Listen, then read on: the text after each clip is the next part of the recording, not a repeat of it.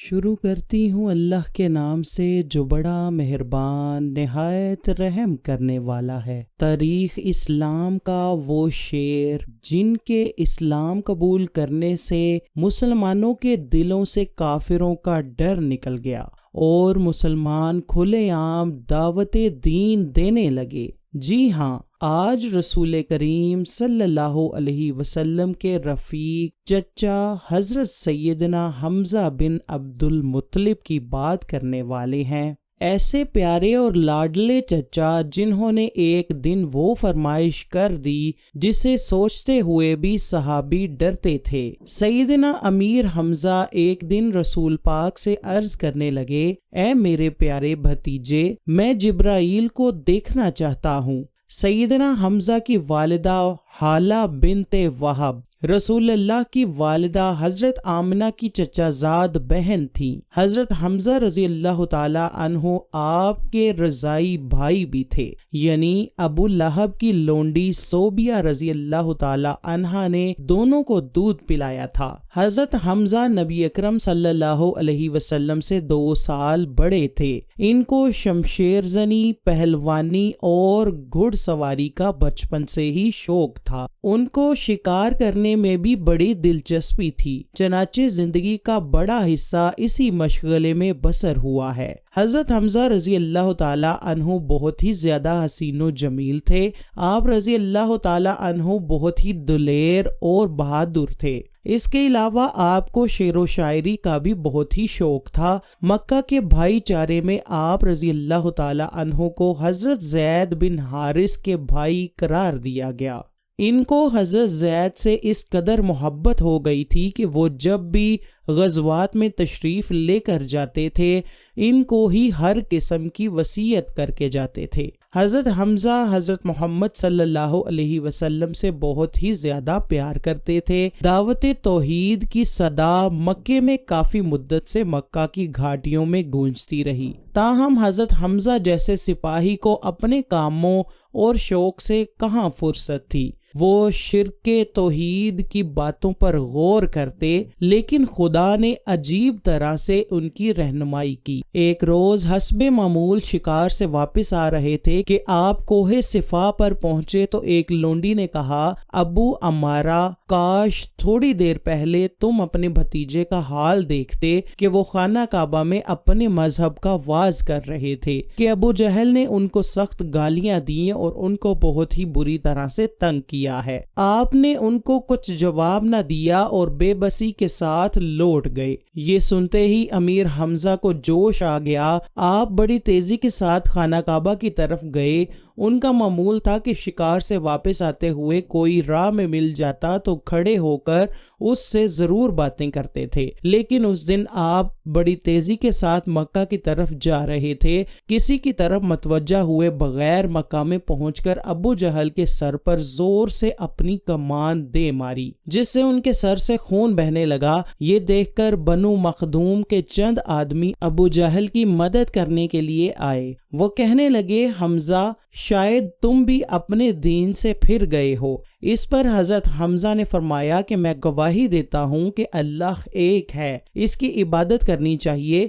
آپ صلی اللہ علیہ وسلم اللہ تعالیٰ کے سچے اور آخری نبی ہیں۔ وہ جو کچھ بھی کہتے ہیں وہ سب کچھ خدا کے حکم سے ہی ہوتا ہے۔ خدا کی قسم، اب میں اس کو چھوڑ نہیں سکتا۔ اگر تم سچے ہو تو مجھے روک کر دکھاؤ۔ اس پر ابو جہل نے کہا کہ حمزہ کو چھوڑ دو، میں نے ابھی اس کے بھتیجے محمد کو برا بلا کہا ہے۔ یہ اسلام کا وہ زمانہ تھا کہ حضرت محمد صلی اللہ علیہ وسلم ہرن بن ابی ارکن کے مقام میں تھے۔ اس وقت بس چند لوگ ہی مسلمان ہوئے تھے، لیکن حضرت حمزہ کے اضافہ سے مسلمانوں کی حالت میں کافی بہتری ہو گئی۔ حضرت حمزہ کے مسلمان ہونے سے کافروں کا زور ٹوٹ چکا تھا۔ مکہ میں حضرت حمزہ سے ہر کوئی خوف کھاتا تھا، ان سے لوگ ڈرتے تھے۔ حضرت محمد کو حضرت حمزہ سے بہت ہی زیادہ پیار ہو گیا تھا۔ ایک دفعہ ایک صحابی نے حضرت محمد کی بارگاہ میں عرض کی، یا رسول اللہ، میرے گھر میں ایک لڑکا پیدا ہوا ہے، میں اس کا نام کیا رکھوں؟ اس کی بات سن کر آپ نے ارشاد فرمایا کہ مجھ کو سب سے زیادہ اپنے چچا زاد بھائی حمزہ عزیز ہیں، میں چاہتا ہوں کہ تم بھی اپنے بیٹے کا نام حمزہ ہی رکھ لو۔ ایک مرتبہ آپ نے بارگاہ رسالت میں درخواست کی کہ میں حضرت جبرائیل علیہ السلام کو اصلی صورت میں دیکھنا چاہتا ہوں۔ ارشاد ہوا آپ دیکھنے کی طاقت نہیں رکھتے۔ آپ نے اصرار کیا تو نبی کریم نے ارشاد فرمایا زمین پر بیٹھ جائیے۔ کچھ دیر کے بعد حضرت جبرائیل امین حرم کعبہ میں نصب شدہ ایک لکڑی پر اترے تو سرور کائنات نے ارشاد فرمایا چچا جان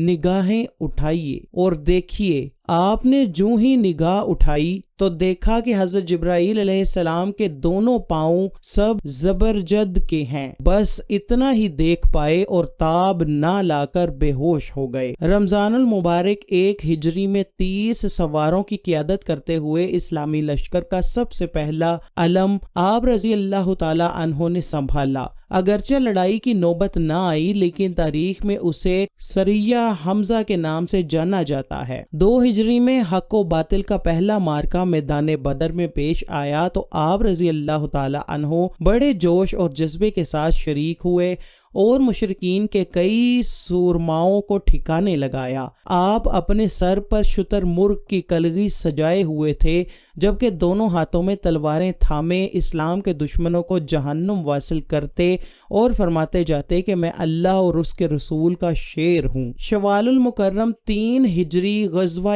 احد میں آپ رضی اللہ تعالی عنہ نہایت بے جگری سے لڑے اور 31 کفار کو جہنم واصل کر کے شہادت کا تاج اپنے سر پر سجا کر اس دنیا سے رخصت ہو گئے۔ امیر حمزہ نے جنگ بدر میں چن چن کر مشرکین کے سرداروں کو برے طریقے سے قتل کیا تھا۔ یہی وجہ تھی کہ قریش مکہ مسلمانوں میں سب سے زیادہ امیر حمزہ کے خون کے پیاسے تھے۔ چنانچہ جنگ احد میں جبیر نے اپنے غلام کو جس کا نام وحشی تھا اپنے چچا کے انتقام کے لیے خاص طور پر تیار کیا تھا۔ اس کو کہا تھا کہ تم امیر حمزہ کو شہید کر دو، میں تم کو آزاد کر دوں گا۔ اس کے علاوہ ہند زوجہ ابو سفیان نے بھی بے پناہ دولت وحشی کو دینے کا وعدہ کیا کیونکہ وہ چاہتی تھی کہ سیدنا حمزہ جو کہ ہند کے بھائی کے قاتل تھے وہ انہیں شہید کرنا چاہتی تھی، اور ساتھ ہی اس نے حضرت حمزہ کی لاش کا مسئلہ کرنے کی قسم کھائی۔ چنانچہ وحشی جنگ احد میں ایک چٹان کے پیچھے بیٹھا ہوا تھا، وہ بے چینی سے حضرت امیر حمزہ کا انتظار کر رہا تھا۔ اتفاقاً امیر حمزہ اس کے قریب سے گزرے تو اس نے پورے زور کے ساتھ اپنا نیزہ مار کر آپ کے جسم سے پار کر دیا۔ پھر بھی حضرت حمزہ وحشی کی طرف شیر کی طرح بڑھے مگر زخم بہت ہی گہرا تھا جس کی وجہ سے آپ زمین پر گر پڑے۔ حضرت امیر حمزہ کی شہادت پر کفار کی عورتوں نے خوشی کے ترانے گائے۔ ابو سفیان کی بیوی ہندہ نے آپ رضی اللہ تعالی عنہ کے ناک کان کو کاٹ کر اپنا زیور بنا لیا اور پھر آپ کا سینہ چیر کر جگر نکالا اور چبا چبا کر تھوک دیا۔ جب نبی کریم نے حضرت حمزہ کے جسم کو دیکھا تو آپ رونے لگے۔ آپ کے کٹے ہوئے جسم کو دیکھ کر شدت غم سے آپ کی آواز بلند ہو گئی۔ پھر آپ نے ارشاد فرمایا حمزہ سید الشہداء ہیں۔ نبی کریم حضرت حمزہ کے جسم کے پاس کھڑے تھے۔ آپ نے حضرت حمزہ کو مخاطب کرتے ہوئے فرمایا اے چچا جان، اللہ تعالیٰ آپ پر رحم فرمائے، بلا شبہ آپ خوب صلہ رحمی کرنے والے اور کثرت سے نیکیاں کرنے والے ہیں۔